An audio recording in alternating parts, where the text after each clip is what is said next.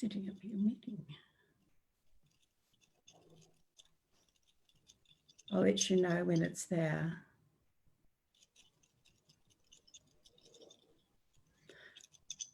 Hello. If I'm not mistaken, I should be now live speaking to you on my Monday evening. And I want to first of all say thank you, hello, g'day, kia ora. Kia ora to this other beautiful face that you are now looking at. My Margaret, my friend, my editor, my publisher, my maverick. Thank you so much for joining me tonight. How about you and I have some fun and let's have a chat.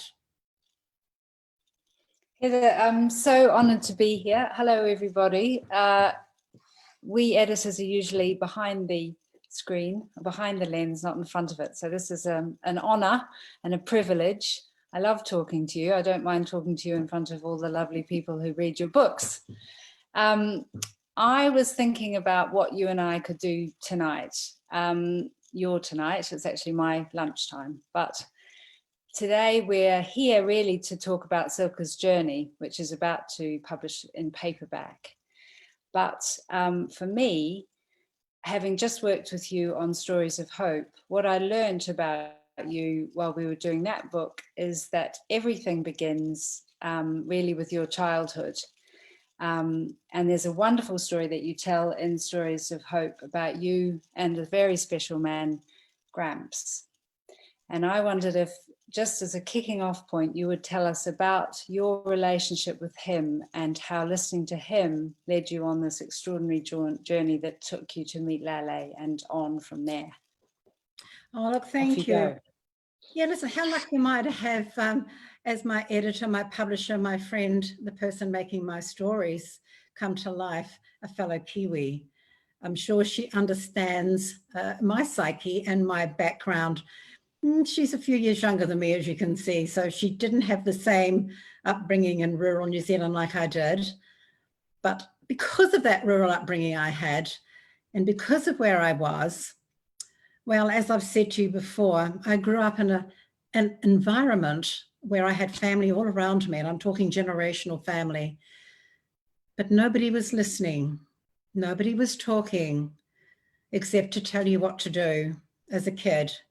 Never felt that I was anything other than just one of the 5 kids in the family to be told to do things, except there was this one person in my life, this beautiful old man who lived some 2 paddocks away, Gramps, my great-grandfather.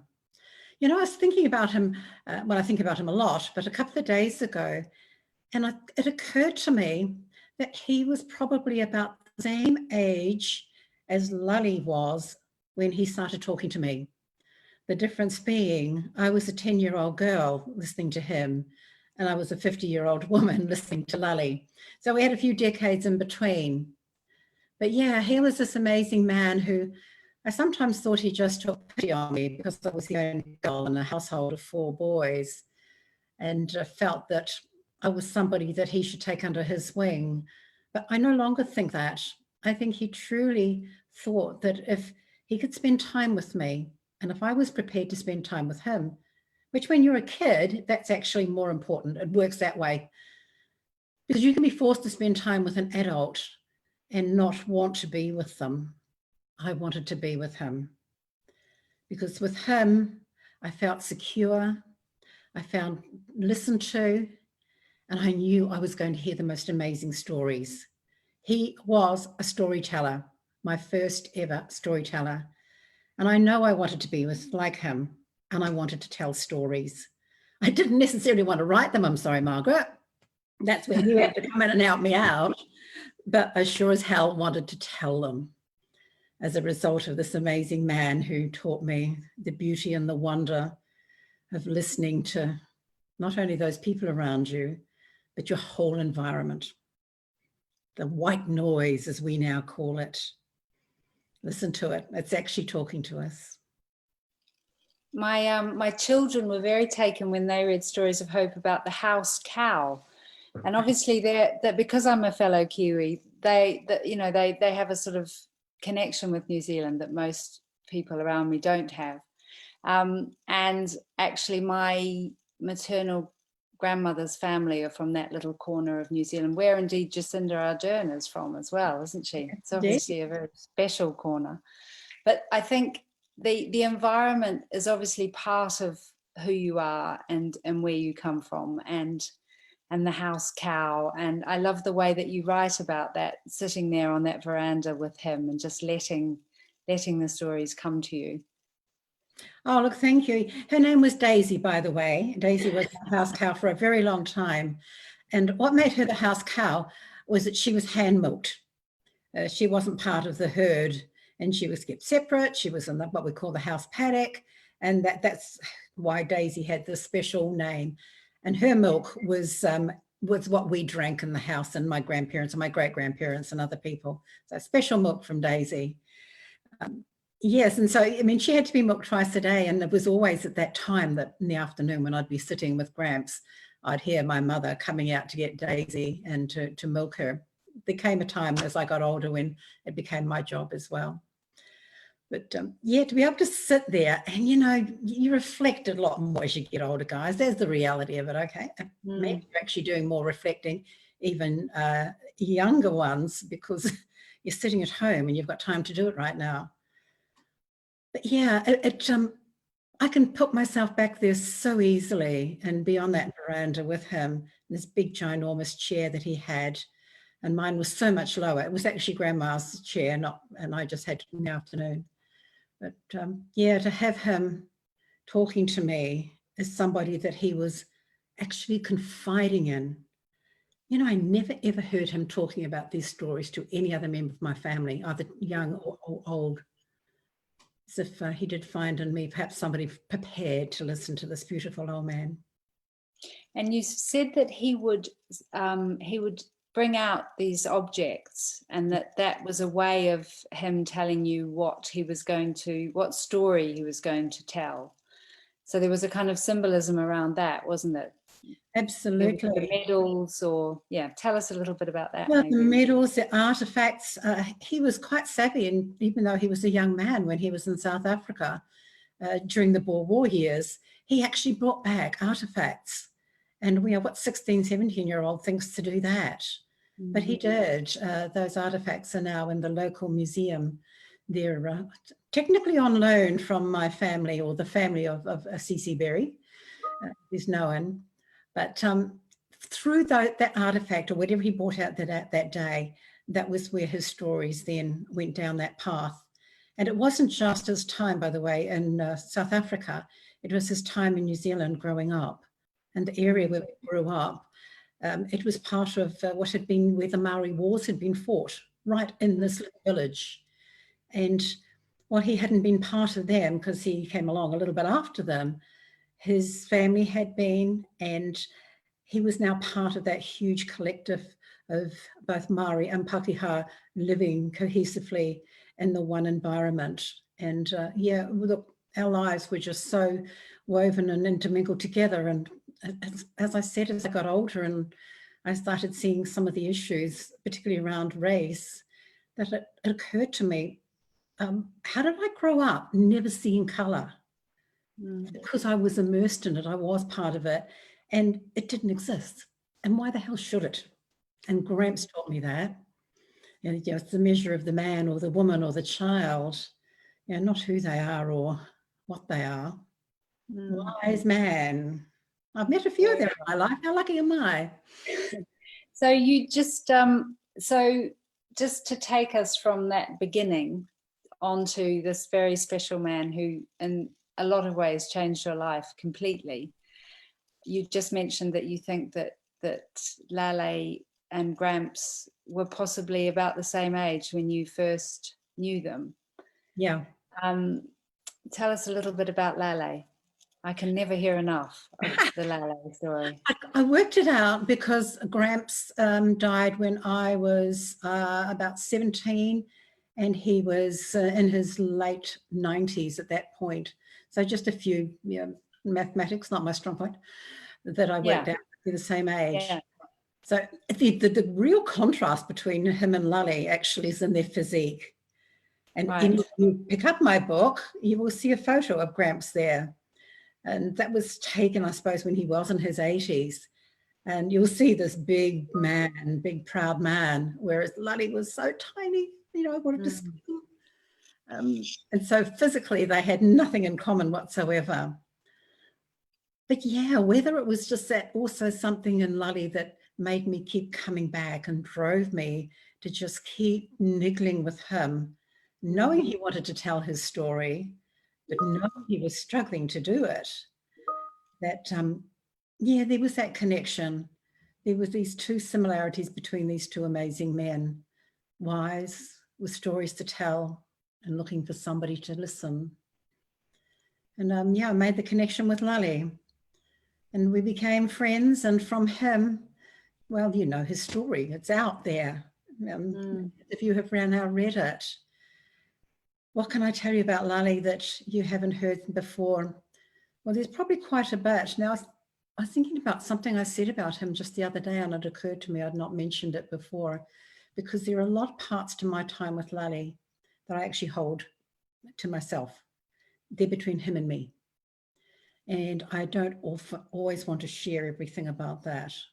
Not because I'm keeping any secrets from you, but because they are just those really personal, and I use the word intimate moments with him, not in the same sense as we do with a couple, but they were just those moments with him and I totally together. And I'm going to hang on to them for me, if that's all the same to you. But I'm happy to share any other story that I've already mentioned in the past. Well, you read the books, listen to my stories, listen to me talking other places. But here's the thing, folks. If you buy Stories of Hope, you will get to learn about Lully and my friendship and our relationship. There's that amazing bit in Stories of Hope, Heather, when you tell us about that first meeting, the first time you went to see Lully. You know, somebody suggested to you that you go and have a cup of coffee with an old man who was grieving, who perhaps had a story to tell. That story involves some rather wonderful animals as well, doesn't it? His doggies, they're either his doggies or his kiddos. He called them both names. And yeah, look, it's amazing. And I've mentioned this before about pets, you know, dogs and cats. And right now I'm finding that, I don't know about where you folks all are around the world, but we're hearing here in Melbourne in particular, where we're still in lockdown, by the way, that you can't buy a puppy for the love of money, because we are finding the need to connect with a four-legged friend for comfort, for security, for that one thing that's going to give you unconditional love. Well, Lully had that in Tootsie and Bam Bam. The connection between he and those two dogs, and the two dogs to each other too, was quite beautiful. They were there with him every moment I was with him, except when he and I went out of the house, other than to take them for a walk. Adored them. They seemed to like me. Now, I admit that to help get on their good side, I did take the odd schmacko. And as I opened the door, and Lully had this habit of, he'd answer the door to me, greet me with a kiss on both cheeks, and then he would just turn and walk away. He always left it for me to actually walk into the apartment, shut the door behind me, and by which stage he'd disappeared around corners and was going to make me that terrible cup of coffee. And it was often at times like that, I just reach into my bag and out come a schmacker and I tear it in half, one to Tootsie, one to Bam Bam. But yeah, I did bribe them, okay, I'm admitting it. But there's a moment, isn't there, when I think that Lully decided that you were the one. He was, he decided that he would share this story that he'd held his entire life with you and you alone. This wasn't schmacko driven either. No, but it was dog related. Yeah, so tell us. Their own. That they came to Lully when he and I sat chatting all the time with a tennis ball in one of their mouths for him to throw it and for them to chase and play it. It was a game, and he would do it 3 or 4 times, and then dogs being dogs, they just then drop wherever they are and have a nap. But that would be repeated throughout the time I was with him. And then that one day that Tootsie was the one, by the way, the size of a small pony. she came up with the tennis ball, and Lottie, he just blindly reached down, and as he put his hand in her mouth to take the tennis ball, she growled at him. And we were both shocked. I'd never heard these dogs growl before, and the only time they ever barked, and you knew why they were barking, they had a thing about the postman on his little scooter who would drive past their balcony window putting the mail in the box. But Lottie and I both turned and looked at Tootsie, and he gave her a little clip round the ear. You know, naughty Tootsie, give me the ball, he said. And she just growled again.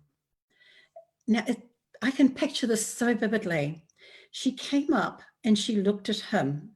We used to sit often at a table because let's have my coffee, and we were at right angles to each other, and Tootsie came up and looked at him. And after she'd growled that second time, she actually had to turn around and take just one step to put her head on my knee. And as I bent down and looked at these big teeth and this big head and put my hand into her mouth, and she just released the ball. And that's when I just, oh, well, I've seen him do it enough times. I'll do the same thing, over the shoulder.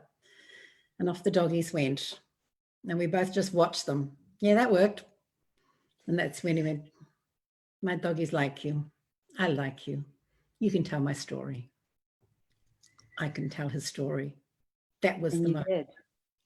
And I did. And then sometime after you two had really become friends, he'd become a friend, you'd again, in Stories of Hope, you describe how at a certain point you realized that you needed to sort of make yourself open to him, vulnerable to him, in order for it to become a friendship. You had to show him something of yourself. And how did you do that? Tell us about that. Well, it kind of backfired on me a little bit, I think. I thought if he met my family, that he would then get to know a little bit more about me and my home life and where I sat in amongst this family I had of, you know, a husband and 3 young adult children. Well, it did work, absolutely did work, but it went one step further, because said children thought that this was a perfect opportunity to share tales about their mother and spread rumours, particularly I think as it related to my being a lousy cook. I heard, so yeah, he did find out about me, but he found out things about me I never intended him to. Thank you, children. But that's what it takes, guys. That's what it takes. If you want somebody to talk to you and you want to listen to them, then you've got to give a little bit the other way as well. So I gave him my family. You gave him your beautiful family. And tonight being Cilka's night, there was a day when you two were by then close, you were spending a lot of time together, you were at work on recording his story. And you've said a lot that he would dance around facts, circle in on them, and then pull back. And you'd have to be very careful to not push him when you sensed that he wasn't ready to tell a particular story. But one day he said to you, did I ever tell you about Cilka? Those famous words of Lolly that I tell you about.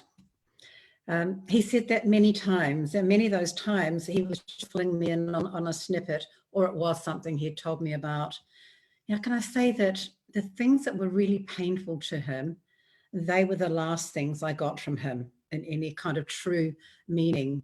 I'm talking about his relationship with the Roma people, the Gypsy people in Birkenau. I'm talking about the day he got home to Krumpaki and found his sister. These are moments for him which was just so painful. With his sister, it was just painfully overwhelming, because he didn't think anyone was still alive. So they came from different levels of distress to him. But the other day, when he did say, did I ever tell you about Cilka? And I said, no, pretty casually, who was she? And he just said, you and I would not be sitting here if it wasn't for her. She saved my life. We would not be here. And when you're finished telling my story, and then I remember he used to grin and wag his finger at me, only after you've told my story, then tell the world about Cilka, The world needs to know about Cilka. So yes, and yeah, by the way, at that point, then I said to him, tell me more, but he then shut down. So he would just whet my appetite because he was going back into those painful recesses of his memory. And at that point, there was only so much he could say about her without needing to shut down. I think I was astute enough to know when to just, well, let him shut down, don't push it. At some point, a few weeks later, I just made the comment, you want to tell me some more about Cilka? And it got a little bit more and a little bit more, and then it flooded. Once he knew he had broken the back of what had happened to her, and his, well, look, I can only describe it as a shame or a guilt he felt that he could do nothing to save her. By save her, I mean, he knew that there was nothing he could do about her treatment in Birkenau. That wasn't what was bothering him the most. It was that after Birkenau was liberated, or Auschwitz was liberated, what happened to her being charged with prostituting herself to the enemy and being sent to Siberia. That was the part that he felt that they should have been, by they, he used to think other survivors should have been allowed to speak up and save her. But they didn't know. I mean, they were already gone themselves. But he did carry that. He did carry that terribly. But yes. And then he gave me Gita's shower tape. He said, you need to learn about Gita. And he didn't know, because he hadn't watched it, that on that tape, Gita talked about Cilka. Not just in Birkenau, but their friendship over the decades and how she'd visited her. And at what moment did you decide? In fact, I think you may have decided when in Slovakia, before you were there with me, when you were there for the launch of the Tattooist, I think you and Angela may have decided that Cilka would be the next story, that you would do that you would tell her story. Yeah, absolutely. And thank you, Angela Meyer, for all the support you gave me in moving beyond Lali's story to telling Cilka's.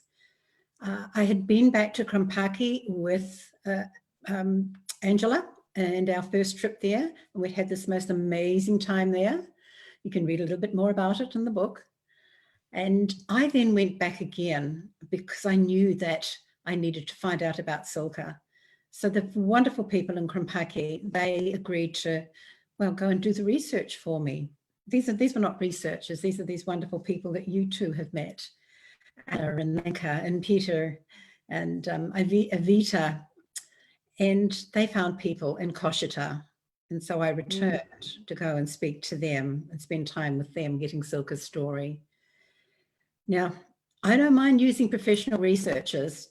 Go and get me the facts and figures. I'm quite happy with that. I'll do a little bit myself if I must. But when it comes to talking to people who were there, people who know the people you're writing about, then I want to do that myself. That does not get handballed to anybody. And so, yes, I went back and then I went back again, didn't we?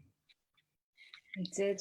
I think we decided that you needed somebody to help, a little hand holding. So I had the amazing experience of coming with you. And what was so special to me was being there with you while you made those discoveries about Cilka, while we made connections and found people who'd known her, and it really was very special. I know that if you hadn't have been there, we would not have got the details about Cilka's family other than her own birth details. Because, hey folks, this lady, she was the wise one. She was the one who, when we were looking in this huge big journal that had Cilka's birth details registered, and then the bureaucrat had got up and got the marriage register journal, and we were looking at the marriage details between what we thought was Cilka's mother and father. It definitely was her father, no question about that. But at that point, we were just happy to marry up the Cilka with her dad and who we thought was her mum. And it was this one here, the wise one, as I call her, who went, look at that. Look at the date they got married. I think it was 1918. Yes, it was, yeah. And there was Silke's date of birth being 1926. Well, in this day and age with contraception, you can expect and you wouldn't be suspect about a gap between a marriage and a child being born. But back then, different kettle of fish. And you then said to the bureaucrat, do you mind if we go back and see if we can find siblings? And the bureaucrat now well and truly won over. She'd been a little bit resistant there for a bit. She didn't want to be party to this. She said yes, and we started flicking back through this journal. There we found Magda. Then we kept going. And there we found Olga. I would not have tied those things together. You're being there in the room, looking at these amazing details with Anna and Lenka translating for us. Yeah. And that just led on to a whole raft of things. Who was her mom? Yeah. Who was her grandparents? Yeah, it was extraordinary. And I think and there was that moment with as you say, the woman who was the official, who was sort of anxious about the whole thing. And then the Heather Morris charm kicked in. And within 20 minutes, she was pulling huge leather volumes off shelves, and she was as excited as we were, wasn't she? But then that led us. Oh, sorry. She was, yeah, yeah. But I was going to then ask you to tell us about the school, because we had a similar experience, didn't we? We went and found the school that Cilka went to. Look, we did, and Anna and Lenka had already prearranged for us to be there. They were expecting us. They knew while we were coming that we wanted to see Cilka's, if we could, any records of her schooling. And again, here were these officials, really withdrawn, standoffish, insisted on our passports, which they took away. And I always worry when somebody takes my passport away. So I'm sure they were taken away and photocopied or checked out in some way. And then the one journal again put in front of us. All right, here you go. Here's Cilka's details. And we started talking about her and her sisters and the story. And I guess that's it. Once they started hearing about what the story is, yes, why we're there, they get engaged with it. They get caught up with it. Next thing you know, well, we're flicking through journals and we're finding Magda's school reports and some Olga's. And I think that, I think Cilka and Magda were better students than Olga from the sound of it, from what we. Yeah. But here's the thing, they got so caught up into it when we said to them, any chance that we can take a photograph of these documents? Trust me, that beautiful official with all the birth, deaths and marriage stuff, she wasn't going to let us do that. And rightfully so too, by the way. But she said yes. And she let us take photographs of those documents. And next thing you know, we're chatting like, known each other for ages, and very, very accommodating. And then another official came in, a gentleman, and got caught up on it. And yeah, wonderful, wonderful experiences. Just amazing. And then we went down to her house, didn't we? That was, for me, that was a very, very special moment, was standing there and looking at Cilka's home. Yeah, it's been really well looked after and taken care of. But there it was. You could see on the street an old part of Bardashof still. It's within the town's walls, because this is an incredible town, Bardashof, isn't it? It's really beautiful. A lot of the old walls that were built there back in the 10th and 11th century, and her home is inside those walls, that walled environment. You know what I remember about that often? I can picture the house very clearly, and I presumed one of the two windows that were upstairs were bedrooms, and wondered which one had been Cilka's. That on the property next door, there were some carpenters doing some work, and they were playing the most beautiful music. Oh, yeah. And I remember calling Anna, one of the translators, over to us, and I was spellbound by the music that was being played. And music comes back into our trip about half an hour later, doesn't it? And said to Anna, what is that beautiful music? And she just said, that's a Ukrainian love songs. Those workmen must be Ukrainian, because that was the music they were listening to. I still remember that so vividly. And it just brings it home to me how close we were to Ukraine. We were in that part of Slovakia that bordered onto the Ukraine, and it made sense why people who lived in these towns in Slovakia spoke so many languages and understood so many languages, because they had so many borders with other nations. Well, it told you at that moment, didn't it, that Cilka, when she got to Vorkuta Gulag, would have been able to understand Russian because they spoke a dialect in that corner of Slovakia that was very close to Russian. Exactly. So that was another learning moment, wasn't it? Because you'd wondered how she would have managed in the Gulag with no Russian, but actually they had it. They had it. Well, Anna, who was with us, Anna's in her mid to late 70s, and she looked at me like I was stupid when I said, but yeah, she spoke Russian, and she said, I speak Russian, and rattled off all the other languages that she spoke. So yeah, how terrible does that make me feel? Gosh, I struggle with good old English, one language, and these people are just so multilingual. Yeah, very humbling. And then you just mentioned the music, Heather. We had the most you and I had one of the most incredible moments of my life, half an hour later, as you say. Tell us. As we staggered through the blazing heat. That's one of the things I remember. Gosh, it was so hot, and there was no shade. And Anna, when you think about it, I mean, okay, I'm no, spring chicken either, but she's got a few years on me as well. But she's so sprightly, and she was just marching through this extreme heat to another part of the town. I think that was outside the wall. No, it might have been still within it too. I think it was still within. Yeah. But we were going to the synagogues, what they called the old and the new, because there was a gentleman there that was going to meet us and talk to us about the taking of the Jews from Bardashof and the families that had lived there, including Cilka's. But before we even got to talk to him, we were approaching, these two synagogues are about 10 paces apart from each other. That sound about right?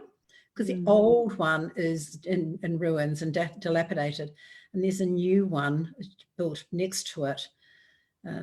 It's not very big. In fact, it's quite small, but it is, I think, the 1950s. No, when it was built. No, it had to be before. Oh, I'm trying to struggle now. Anyway, that's not part of the story. As we were walking towards it, we heard once again music. And it occurred to me that it sounded quite loud. And I don't know about you, but I was trying to think, well, where's the reference in approaching this holy building? And here's this loud music. It was beautiful. It was very haunting. And as we got closer and stepped inside the building, it got really loud. And then we walked into the entrance and turned into what was the synagogue proper. And we froze. We just froze there in front of us, 10, 12 feet away, were these young boys and girls, teenagers. And the music we were hearing was their voices. They were singing. I know we just stood there, and I remember at one point we were sort of right side by side, and I remember just my hand all of a sudden finding your hand, and there was nothing more we could do but just stand there and just let the tears flow, because in that special place, that place of worship, where these beautiful voices were singing what once again Anna and Linka told us were love songs. This time they were Slovakian ones, and they were Jewish love songs. And we didn't want to leave, did we? No, we didn't want to leave. We didn't want to leave. And they started another song, and we were still standing there, and the tears were still flowing. But the gentleman with us, he was there, it was business, and he needed us to move on. Yes. Memories of later that night, before the Slivovitz, you did an event in a bookshop, and it was about the Tattooist, because Cilka wasn't published yet. but you were doing a rather hilarious Q&A, you'll recall, because your interpreter was not the best. And so the entire audience were helping him with translating. So the whole thing became a massive conversation.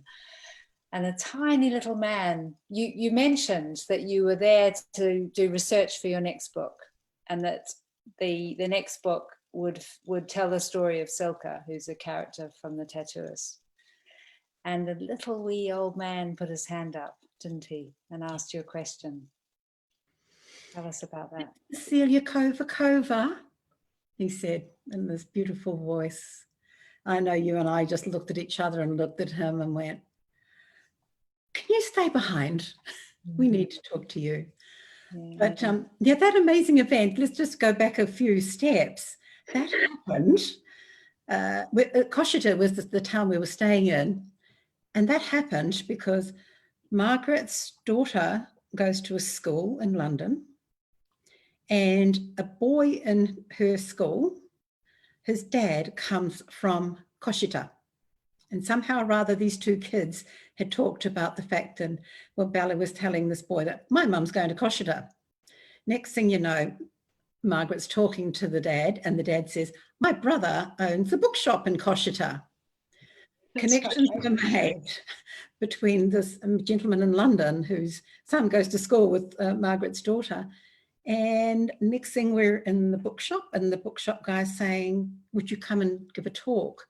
And he'd put a little poster just in his window with a picture of the Tattooist of Auschwitz, a cover, and saying I would be there that afternoon, about 2 days later.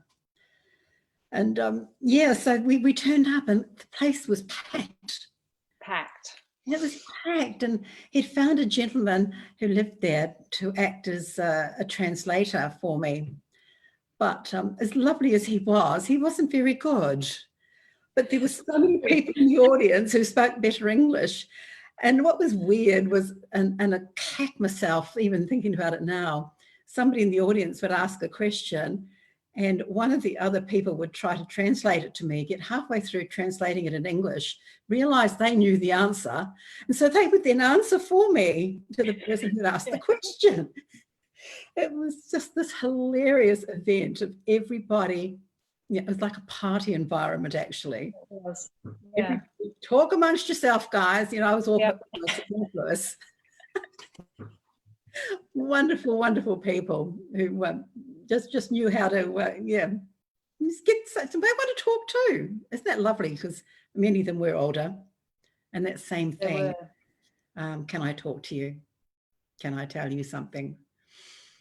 And he told you, this little old man told you his story, didn't he? Which was that he was one of the hidden children. So he'd survived the war, being passed around from family to family. And even non-family, because he was Jewish. He was the only other Jewish person living in the apartment building that Silke lived in. And he and Silke had connected because they realized, well, I don't know how, he didn't say how they established that they were both Jewish. But they acknowledged the Jewish, significant dates and times of the year together. And I remember him saying with such a wistful look in his eye that, you know, we talked about the two of us going back to Israel. We were going to go, her and I, when we didn't get to. And you could see the regret in him that Silke had died before they did that. But yeah, he'd been passed to, from grandparent to grandparent. And then as his family were all taken, non-Jewish people in the town started hiding them. And yes, he survived in Koshita, of all places, where the Hungarian Jews were brought in 1944 from Hungary through Koshita and stopped there and picked up every other remaining Jewish person in that town, except for Michael. I think there's one last story that we should tell, Heather, or that you should tell, and that is that there's been the Tattooist of Auschwitz, there's been Silke's journey. We've just published Stories of Hope. Stories of Hope ends with the beginning of what will be your third novel. And in my role as your wingman, I also went to America with you last autumn, back when we could all travel, as part of your tour for Silke's journey.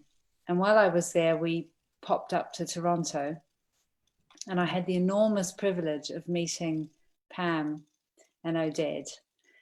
And I thought it would be wonderful for you to just talk a little bit about these people who've reached out to you. Yet another strange connection, yet another sort of coincidence that will lead to your third novel. Absolutely, I want to do that. But, I want to do one little thing before we leave Slovakia. Okay. 2 seconds. Oh, is it our friend? Our friend. You just Your saw the friend fact and that I'm mine. wearing jeans behind this. This, my friends, is Slivovitz. And when Margaret and I left Slovakia, I think we had 4 or 6 bottles between us. I had 4. You had 4 and I had 2. It was 6. I kind of figured that there's no way I can get all these, even my quota back into the country here. So we smuggled them all back into London, flying Wizz Air, great airline. Fine airline. Fine airline. Love the people on Wizz Air. They didn't really care how many bottles of Slivovitz we had. But to you, my friend, to the people of Slovakia who welcome us and share with us their Slivovitz and their cheese dumplings. The cheese dumplings. I was a failure on the Slivovitz. Heather hadn't given me the one tip about Slivovitz, which is you do not sip it. Never sip Slivovitz. Salute. Slovakia. Maybe we'll go back. I know we will. We have to. We have to. We have work to do. You have just segued to. Yes. Pam and Odette. They often watch this, by the way. So hi, guys. They live in Toronto. Hi. And I was in South Africa, and it was not long before I was coming over to pick you up and go to London. I go to Slovakia, and I got the email that told me, written by Pam and Odette, that they had left their home in Toronto to go to Tel Aviv to meet Odette's mother and spend time with her, and how they had picked up a copy of the Tattooist of Auschwitz at the airport at Toronto. Now, Canada has the same cover as we have in Australia, which is not one nearby, but it has the number, it has the arms, and it has the number of Lali and Gita on it. That was the giveaway, because when Odette put that down on the coffee table in his mother's lounge room, and she walked past and looked at it, she said those words, "That must be about Lali and Gita." The words that I read about 1:30 in the morning in a small place called Franschhoek in South Africa. The words that had me so excited I couldn't sleep, and that by the time I had got to Johannesburg, about 4 days later, I knew I was going to Israel, and I had to meet this woman, Livia, the mother of Odette, the mother-in-law of Pam. To say that I owe an enormous amount of thanks and gratitude to Pam and Odette for reaching out to me is the understatement of the year, and probably of one of my lives, along with all the other stuff. Because from that trip to Israel, a week before I then came and caught up with you, I knew that if I could sit down somewhere and talk to you about these 3 girls, the sisters, that you too would know that that was to be the next story we had to write. So there in a bar in Koshita. Again. I think I showed you for the first time a couple of video clips that I'd taken of Livia talking to me, and hearing these stories of the 3 girls. Now, I've subsequently been back, as I've mentioned, to Israel, and spent more time with Livia and with her sister Magda. Not only to Pam and Odette, but to Odette's sister, Livia's daughter, Dorrit, who still lives in Tel Aviv and is my main conduit now for getting more information from Livia.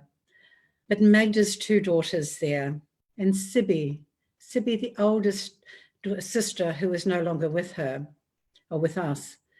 Her 2 sons, are now helping me and providing me with the information, along with researchers, the ones that you engage, because I don't like doing that kind of research. They are allowing me to tell their mothers' stories. And yeah, wow. I've got a bit more I've yet to share with Margaret, because things happen to me every day with this story. And I suspect she knows stuff too from our translator that she hasn't shared. But together, girl, together. Off we go. There's a beautiful, beautiful passage that you've included at the end of Stories of Hope as a sort of a way in to the next novel, The Three Sisters. And I think it's the story that you told me when we were sipping port, maybe, not Slivovitz, in that bar. Moved on, had we? I think you and Slivovitz and I haven't managed to make a connection yet. I try. Okay. But, so I think I'd distracted you with a nice bottle of port in order to be able to move on, something more palatable. But that story for me of the three sisters who come from that same corner of Eastern Slovakia as Lele and Gita and Cilka did. They survived Auschwitz-Birkenau, and at the end of the war were sent out on a death march. And there's this amazing vignette in the end of Stories of Hope about what happened to them that first night when they'd escaped and were on their way to an unknown future. And I thought you should tell us that. It's the teaser, folks. It's my little teaser. And it is just a vignette. It is the one little sub-story and amongst so many others. Sibi, Magda, Livia, along with several other young girls who have run from the death march. Enough is enough. Now they run through the snow and into the forest which, well, it surprised the hell out of me when I first went to Poland and Auschwitz, by the way, to see that it looked so beautiful, because I've only ever been there in summer, and the forests are so green and lush, and to have it then pointed out to me, but that's not how they are in winter. These are deciduous trees. There will not be a leaf anywhere. There will be no protection from running into a forest. So it's beautiful forested areas, by the way. But these girls, they take their chance. They leave the death march. They go off alone. And they stumble upon, well, I think Livia refers to it some ways as a castle, as a chalet. Maybe it was just a huge, big, grand villa, but it had some 12 or more bedrooms in it. So that gives you a bit of a gauge of the size of it. Now they approached that villa, that chalet, whatever you want to call it, and knocked on the door. Nobody answered, so they went round the back, and there they found a dead body, a man. Now these young girls who had barely eaten anything for days and days, because they were not really fed on those death marches. If you survived them, well and good. If you didn't, well, we weren't going to waste food on you.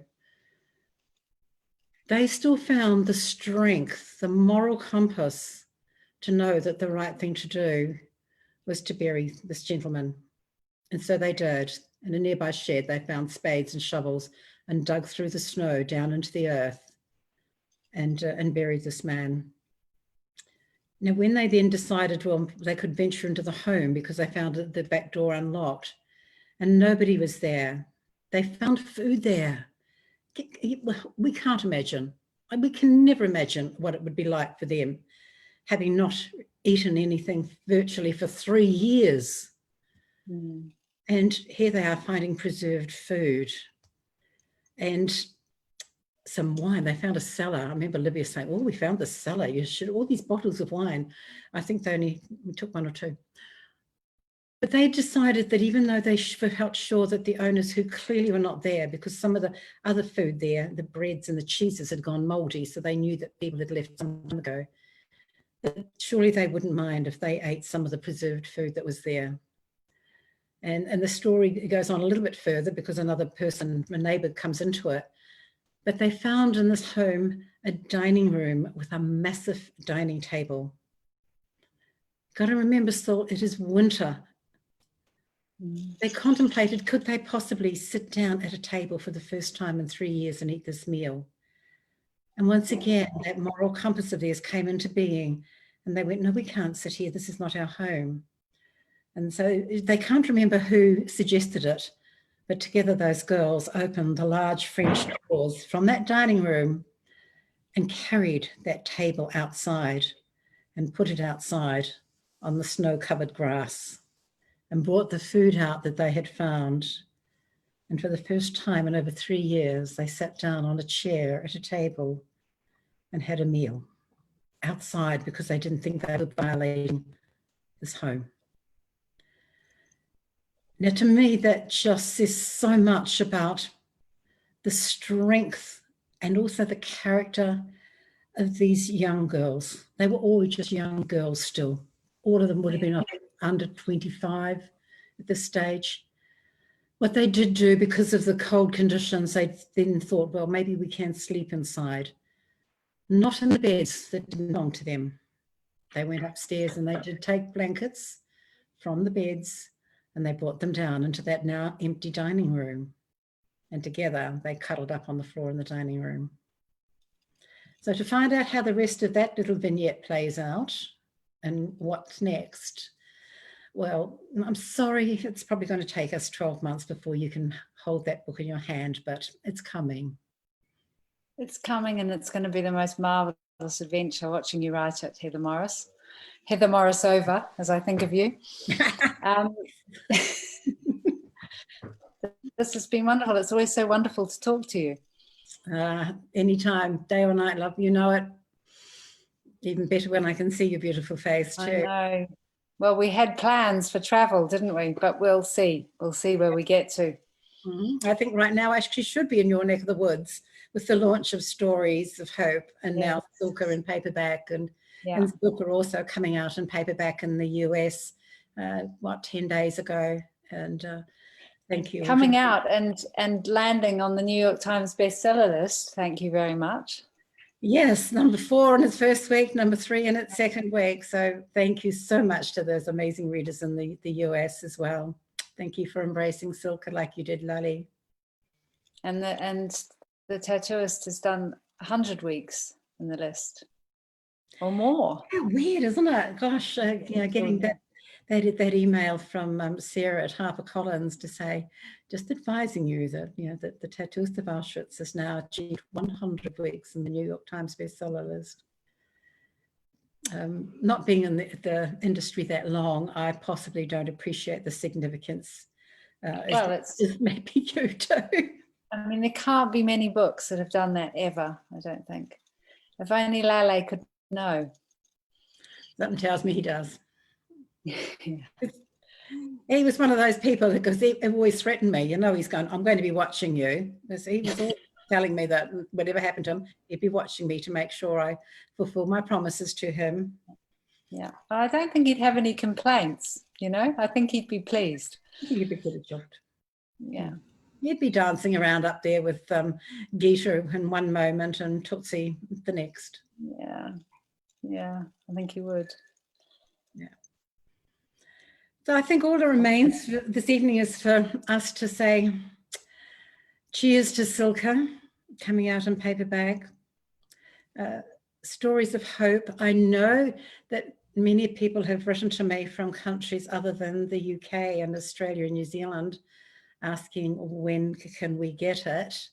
The only other country I know offhand right now and their release date is Czechoslovakia, and that's in November. I've seen the cover and it is beautiful.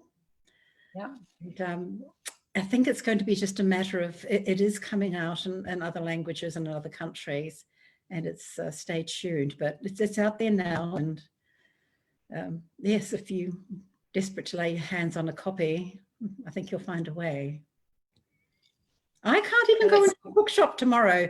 As it comes out here, I cannot go into a bookshop on the day of its release in Australia and hold one up and look at that pile of books and feel that sort of emotion of both thankful that it's out, immensely proud that these amazing people like you and Kate and Benny and all the others who make it come out and help me get it out, and acknowledge and give my thanks standing in a bookshop.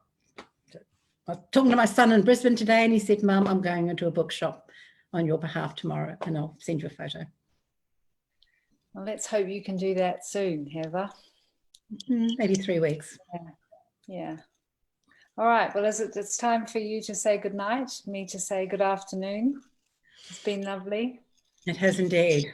And I will be back. Might have somebody else with me again. Maybe with a new friend. Another. Okay. Look, I get to publicly, with you here with me, I now get to publicly thank you, or as we would say in Slovakian, Ďakujem, my darling, Ďakujem, for all that you bring to my life and all that you do to make my books what they are. Yeah. It's a privilege. It's a huge privilege. We're all so lucky to work with you. Before we get too carried away with this sort of mutual admiration, we're going to stop that now. Say good night to everybody. And I'll see you in due course. Now, it may take me a second or two to work out how to turn this puppy off. So bear with me if you see me pulling funny faces, trying to find the button that was going to make it all go away. All right. Good night, darling. Good night. See you very soon. Good night, everybody.